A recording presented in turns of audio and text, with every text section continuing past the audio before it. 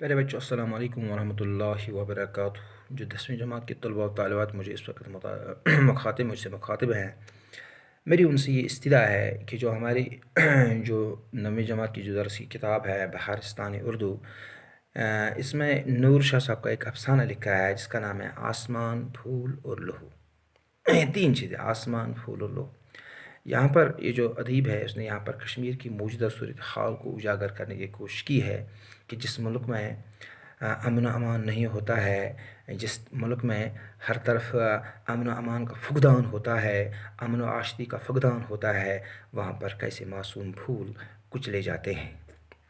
یہاں پر ادیب نے ایک لڑکے کی طرف یہاں پر ہمیں سمجھانے کی کوشش کی، داستان سمجھاتے ہوئے یہاں پر ہمیں کشمیر کی پوری داستان سمجھانے کی کوشش کی ہے کہ موجودہ دور میں کشمیر کی صورتحال کیسی ہے اور یہاں پر انسان کس طریقے سے جو اس کی جو اس کا جو حق ہوتا ہے اس کو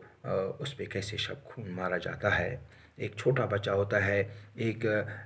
بازار میں جب وہ جاتا ہے، وہاں پہ گڑیوں کی ایک دکان ہے، وہاں پہ اس کے سامنے جاتا ہے، اس کے ہاتھ میں پڑی چند سکے ہیں اور وہ دکاندار سے اصرار کرتا ہے کہ مجھے یہ گڑیا دے دیجئے۔ اور اسی اثنا میں ایک لڑکی آتی ہے، وہ اس بچے سے کہتی ہے کہ آپ کو اس گڑیا کو کیا کرنا ہے، اور وہ لڑکا کہتا ہے کہ مجھے گڑیا اپنی دیدی کو بھیجنا ہے، وہ آسمانوں میں چلی گئی ہے اور اب میری ماں بھی جانے والی ہے۔ میں نے اپنے ابو سے کہا کہ میری ماں کو تب تک جانے مت دینا جب تک میں گڑیا لاؤں گا۔ جب اس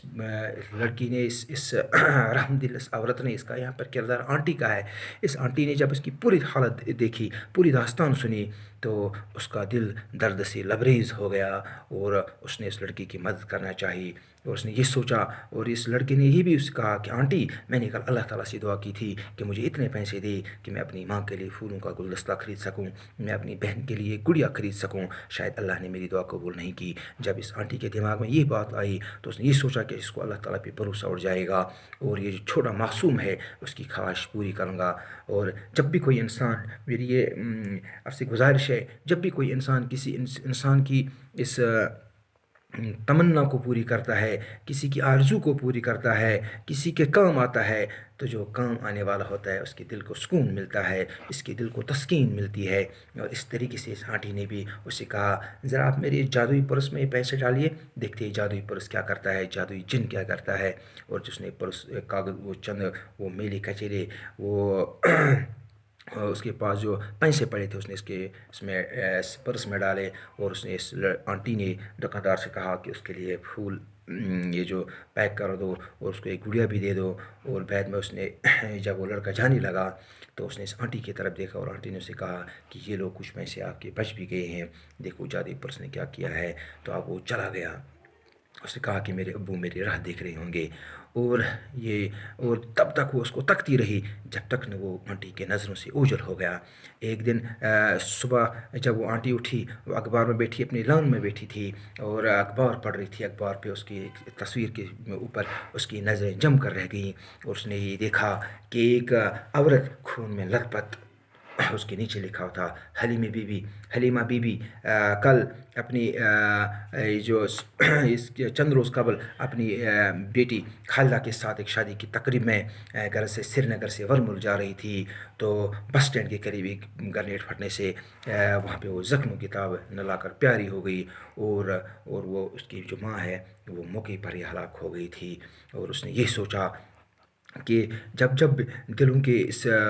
لوگوں کے دلوں میں نفرت کی آگ بھڑکتی ہے، شدت کی آگ بھڑکتی ہے، انتشار کی آگ بھڑکتی ہے، تشدد کی آگ بھڑکتی ہے، تو محبت کے پھول جل کر راکھ ہو جاتے ہیں۔ یہاں پر شاعر نے، یہاں پر ادیب نے ہمیں یہ سمجھانے کی کوشش کی ہے، معصوم سا لڑکا جو ہوتا ہے اس کی کیا خواہشات ہوتے ہیں، اس کو کچلا جاتا ہے، یہ کوئی کسی کی خبر گیری نہیں کرتا ہے، کوئی کسی کے دکھ سکھ میں شریک ہونے کے لیے تیار نہیں ہے۔ یہاں پر شاعر نے ایک